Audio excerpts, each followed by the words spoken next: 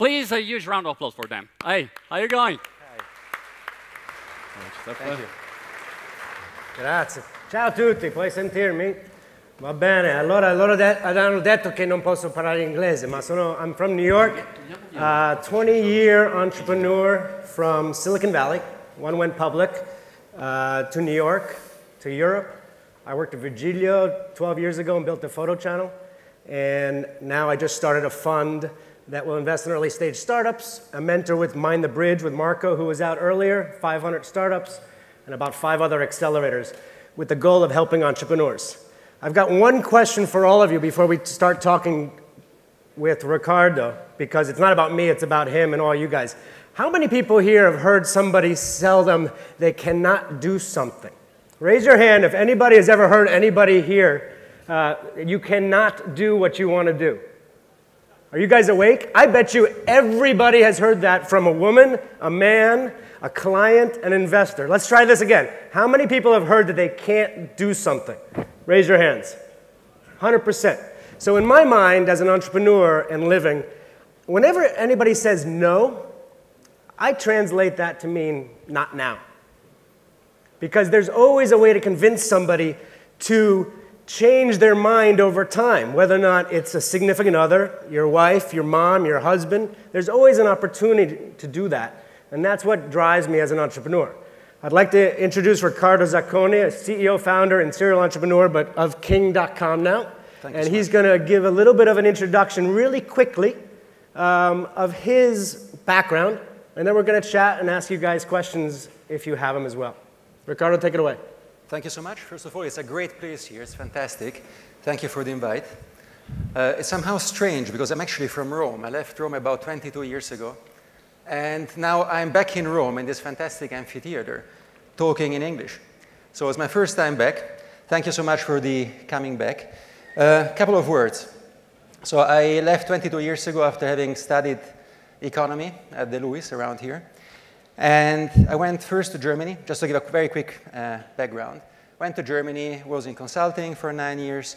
And then in '99, where online started booming, and it was actually easy to enter into something which was more adventurous and more fun, I joined a very small company at the time called Spray.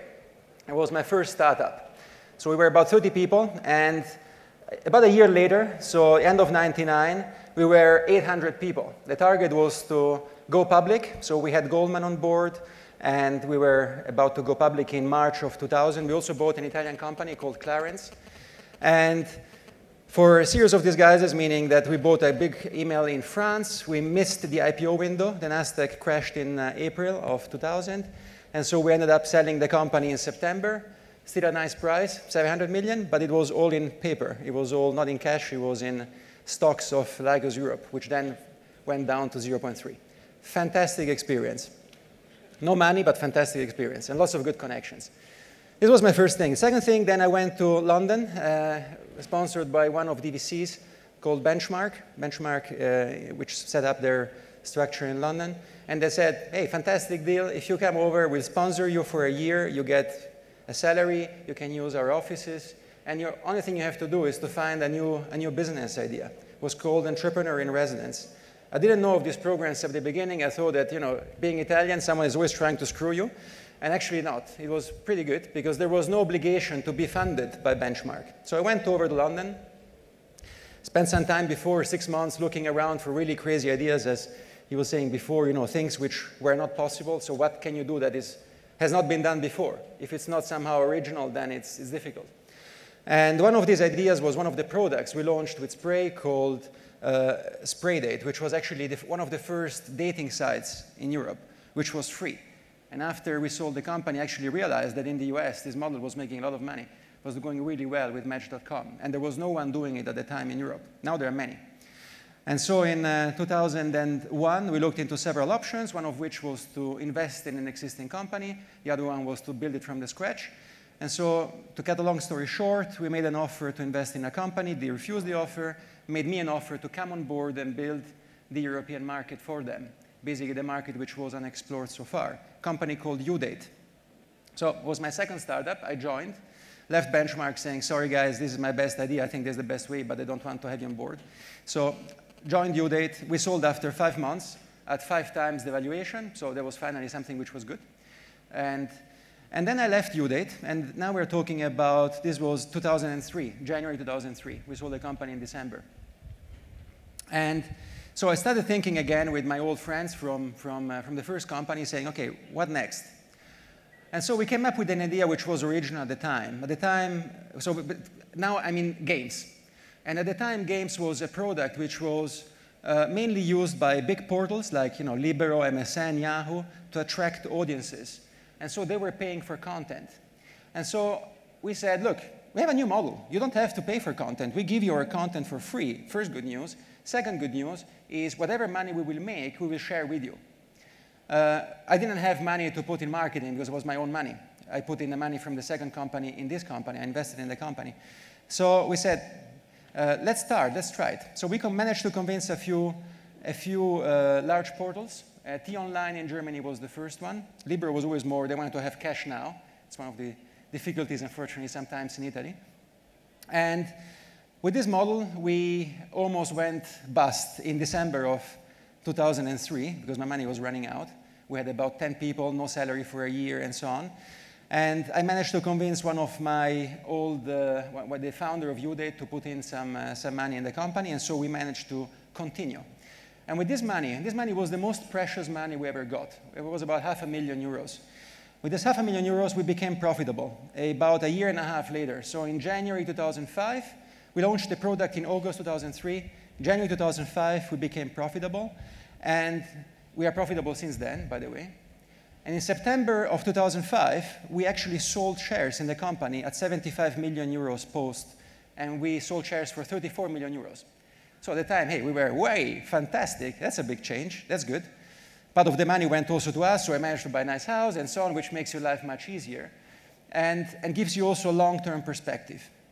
So I've been around now. I founded basically this company called King.com, and I'm running the company since 2003. Life of an entrepreneur, especially at the beginning, is always like life and death. And the beginning, life and death was every week. 1 week is going fantastic. Next week, oh shit, we didn't manage to close the big deal. So let's see, hopefully it goes, and so on. And then it takes longer rhythms. After 2005, this rhythm actually got longer. And so we had stellar growth. In 2006, we went over to the US. We became the exclusive partner of Yahoo. We were the largest partner in the US in games. We were prominent on their homepage of the games page. And we were booming. Then suddenly something happened in the end of 2008, 2009, and our growth flatlined. And that was actually a pretty tough time because we had 110 people on board. So that's a more serious cost structure. We were still profitable, but we are a high-growth company. And if the company is not a high-growth company, you may not be able to retain the best people. And we didn't understand what was the problem. And the problem was actually Facebook. Facebook was taking away traffic from our old distribution partners, from Yahoo, et cetera, et cetera. And then we reinvented the company, and it was a very hard time. We had to close, shut down one office, move the office to somewhere else. We built a completely new marketing department, hired new people. And we launched our first game on Facebook last year in April. And since then, we have experienced a stellar growth. So we went from 300 million gameplays per month now to over 3 billion gameplays. We have now about 50 million so-called monthly active users on Facebook alone, and we have other 10 outside of Facebook. And we, therefore, have now scaled up the company. So we had 110 people before we launched on Facebook. Now, end of this month, we will be 300, and by the end of the year, we will be around 400 people. So that's been my experience so far. Sorry, it was a bit longer than 5 minutes. No, can you hear me? It's fantastic. Have a seat back here, Riccardo, for a second. Yep. So the ups and downs. How many in the audience are entrepreneurs? Raise their hands. About a third. Of those, how many have a company that they're running now? Raise their hands.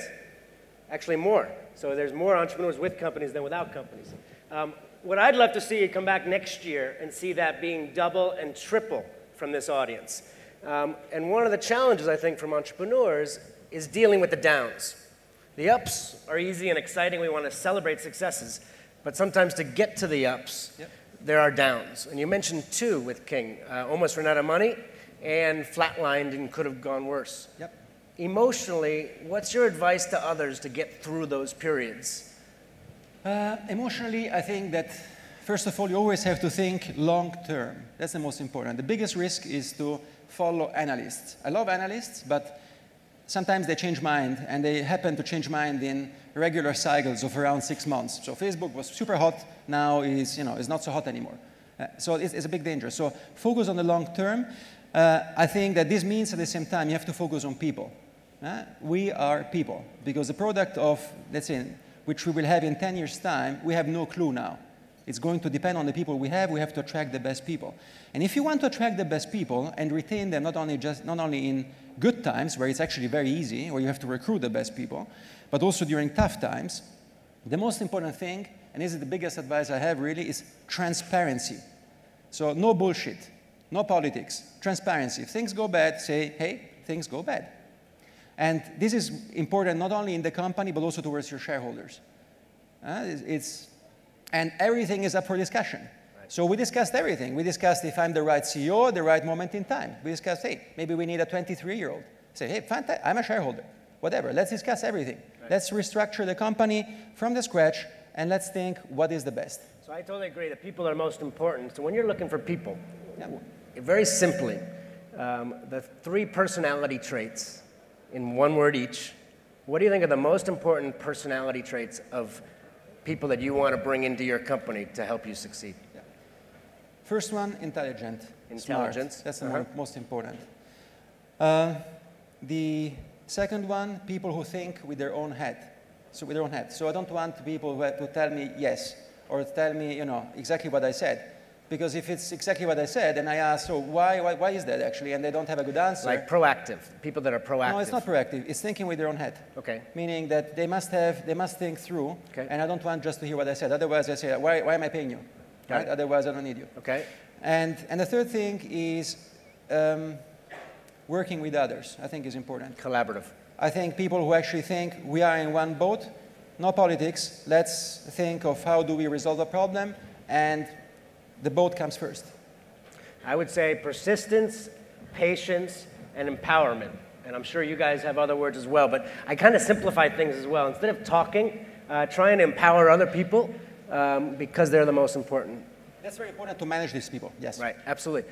We've got a couple minutes left. Anybody in the audience have a question they want to shout out for either of us or both of us? Don't be shy. I can't believe nobody has a question. I'm going to start calling on people.